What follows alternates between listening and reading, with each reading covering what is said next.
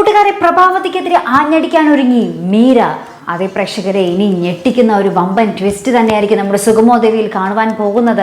നമ്മുടെ ദേവിയുടെ അമ്മായിയമ്മ നമ്മുടെ പ്രഭാവതിയാണെന്ന് അറിയാതെ നമ്മുടെ എന്താ പറയുക, ദേവിയുടെ അമ്മായിയമ്മക്കെതിരെ കേസ് കൊടുക്കാൻ ഒരുങ്ങുകയാണ് നമ്മുടെ മീര. കൂടെ നമ്മുടെ ഗിരീഷും ഉണ്ട് കേട്ടോ. അപ്പം നമ്മുടെ പ്രഭാവതിയാണ് അമ്മായിയമ്മ എന്നുള്ളൊരു കാര്യം നമുക്ക് മീരയ്ക്ക് അറിയില്ലല്ലോ. അപ്പം നമ്മുടെ പ്രഭാവതിയോട് തന്നെ നമ്മുടെ മീര ഹെൽപ്പ് ചോദിക്കുന്നുണ്ട്. ദേവിയുടെ അമ്മായിയമ്മക്കെതിരെ എനിക്ക് കേസ് കൊടുക്കണം, അതിന് ആൻറ്റി എന്നെ ഹെൽപ്പ് ചെയ്യണമെന്നൊക്കെ പറയുന്നുണ്ട്. അപ്പോൾ നമ്മുടെ പ്രഭാവതി ആകെ കിടുങ്ങി നിൽക്കും. അയ്യോ, എന്ത് ചെയ്യും?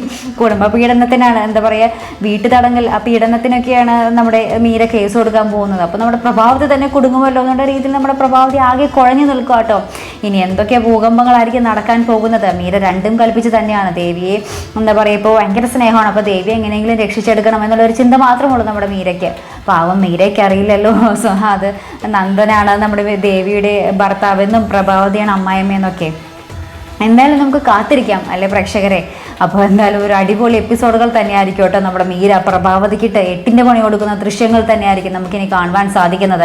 ഇനി പോകെ പതുക്കെ നമ്മുടെ പ്രഭാവതി മീരയുമായിരിക്കും ഏറ്റവും വലിയ ശത്രുക്കളായി മാറുവാൻ സാധ്യത കൂടുതൽ അല്ലേ കൂട്ടുകാരെ? എന്തായാലും നമുക്ക് കാത്തിരുന്ന് കാണാം.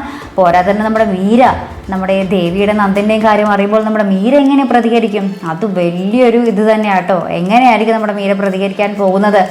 കാത്തിരുന്നതിനെ കാണാം. പോരാത്തതിന് ബലരാമൻ ഇതെങ്ങനെ ഏറ്റെടുക്കും? അതും കാണേണ്ട തന്നെ ഒരു കാഴ്ച തന്നെയായിരിക്കും അല്ലേ കൂട്ടുകാരെ? അപ്പോൾ ഇതുപോലുള്ള പ്രൊമോ റിവ്യൂസിനും എപ്പിസോഡ് റിവ്യൂസിനും ഒക്കെ നിങ്ങൾ മറക്കാതെ ചാനൽ സബ്സ്ക്രൈബ് ചെയ്യുക. അടുത്തൊരു വീഡിയോയുമായി വരുന്നത് വരയ്ക്കും ഗുഡ് ബൈ.